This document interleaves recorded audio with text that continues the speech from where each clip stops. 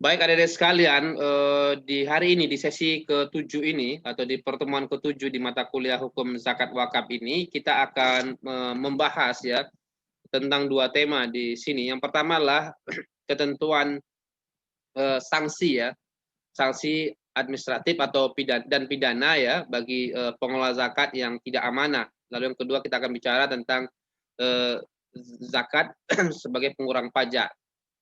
Adik-adik sekalian, yang pertama kita akan bahas tentang sanksi.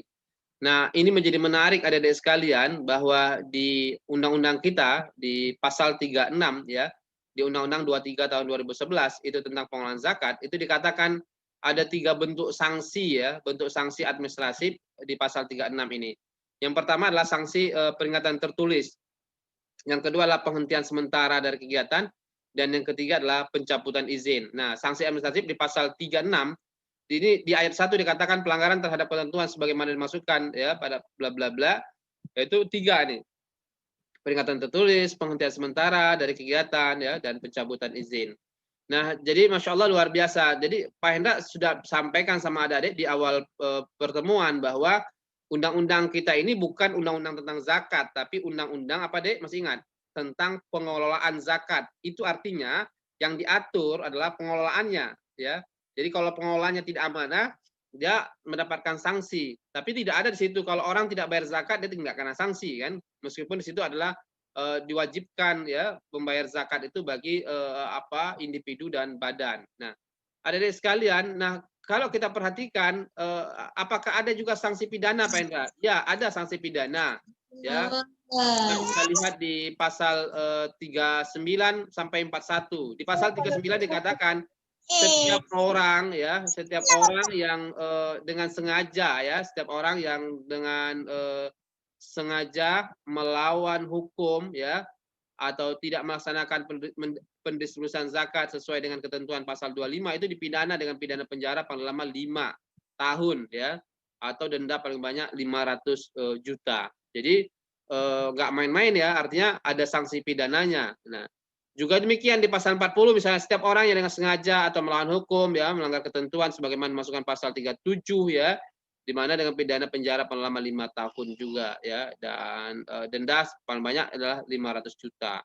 Lalu di pasal 41 juga demikian, melawan hukum, melanggar ketentuan sebagaimana dimasukkan di pasal 38 dipidana dengan pidana kurungan paling lama 1 tahun atau pidana dengan paling banyak 50 juta rupiah. Ini menunjukkan bahwa adik-adik sekalian bahwa begitu besar sekali perhatian pemerintah ya terhadap bagaimana pentingnya zakat ini. Artinya zakat ini tetap kemudian dikelola secara amanah. Nah, kita lihat di undang-undangnya ya. Nah, ini undang-undangnya adik-adik sekalian. Pelanggaran terhadap ketentuan ya, ini Undang-Undang 23 tahun 2011, pelanggaran terhadap ketentuan sebagaimana dimasukkan dalam pasal 19, pasal 23. Nah, kita lihat ya, pasal 19 apa yang dilanggar sini sama pasal 29, 19, 23 ya. Kita lihat ya. Di pasal 19. Nah, di pasal 19 kita bisa lihat di sini misalnya bahwa apa yang dilanggar di pasal 19. Nah, Anda bisa lihat bahwa di pasal 19 ini ternyata yang dilanggar adalah apa di sini? Yang pertama adalah yang dilanggar di sini adalah LAS wajib melaporkan pelaksanaan pengumpulan, pendistribusian dan pengelolaan zakat yang telah diaudit kepada Basnas. Nah, artinya punya kewajiban lembaga amil zakat, tapi kalau dia tidak melakukan laporan, maka dia akan mendapatkan sanksi administratif ya. Lalu kemudian apa lagi di pasal berapa yang dilanggar? Pasal 23 itu ya. Nah, pasal 23-nya apa di sini Pak Hendra? Kita bisa lihat Basnas atau LAS wajib memberikan bukti setoran zakat kepada setiap muzaki. Nah, kalau dia tidak memberikan bukti setoran, maka dia bisa dikenakan sanksi administratif ya. Lalu kemudian bukti setoran zakat sebagai masukan pada ayat 1 digunakan sebagai pengurang penghasilan kena pajak. Nah, ini akan kita bahas nanti yang kedua. Nah, adik-adik sekalian, dan ini menjadi sangat menarik ya. Selain itu apa lagi adik catat? Apa yang dilanggar lagi kira-kira?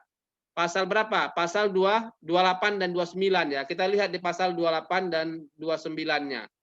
Nah, di 28 dan 29 di situ apa yang dilanggar? Yang pertama, selain menerima zakat Basnas atau LAS juga dapat menerima infak sedekah, lalu kemudian pendistribusian, pendagangan infak sosial keagamannya sebagaimana masuk pada satu dilakukan sesuai dengan syariat Islam. Nah, artinya kalau ada kemudian bas atau las, ya, basnas atau las yang tidak sesuai dengan syariat Islam, maka tentu dia akan mendapatkan sanksi administratif tadi. Ada 3 tadi kan, sampai dicabut kira-kira. Lalu kemudian yang di 29, ya, Basnas Kabupaten Kota wajib menyampaikan laporan pelaksanaan pengelolaan zakat, infak, sedekah, dan dana sosial keagamaan lainnya kepada Basnas Provinsi, pemerintah, dan pemerintah daerah secara berkala. Nah, jadi saya pikir itu ya. Jadi salah satu penyebabnya adalah tadi karena tidak melapor, lalu kemudian tidak sesuai dengan syariat, ya. Lalu kemudian ya, tidak tepat dan berbagai macamnya tadi. Nah, adik-adik sekalian, kalau kita perhatikan bagaimana sanksi pidana tadi. Nah, kita bisa ketemu nih ketentuan pidana pasal 39, ya ini tadi, ya. Yang dilanggar adalah ketentuan pasal 25 dipidana. Nah, apa di pasal 25 yang dilanggarnya? Pasal 25. Kita lihat ya pasal 25.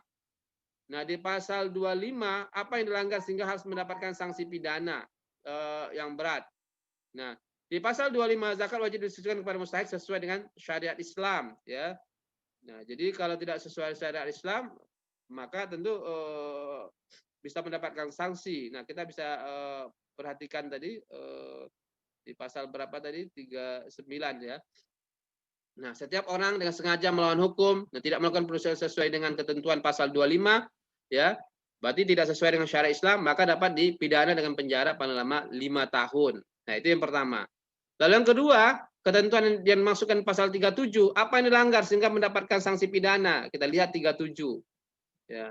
Setiap orang yang dilarang melakukan tindakan memiliki, menjaminkan, menghibahkan, menjual atau mengalihkan zakat, infak, sedekah, zakat, dana sosial, keamanan, nah, berarti tidak boleh, ya. Jadi tidak boleh mengambil ya yang bukan haknya. Nah, apalagi menjaminkan, menghibahkan, menjual, nggak boleh, kena sanksi pidana. Apa tadi yang pertama, Dek? Tidak sesuai syariat, bisa sanksi pidana. Yang kedua tadi apa? Kalau kemudian di pasal 37 ini dilanggar menjual. Lalu kemudian pasal 38, setiap orang dilarang dengan sengaja bertindak selaku amil zakat, melakukan pengumpulan, penelusuran, dan perdagangan zakat tanpa seizin pejabat dan berbagai macamnya. Nah, setiap orang sengaja melawan hukum, dan saya pikir itu ya dari sekalian ya, dari sisi pidana yang kemudian bisa terjadi kira-kira gitu. Nah, adik-adik sekalian rahimallah, kalau kemudian kita perhatikan bagaimana kemudian di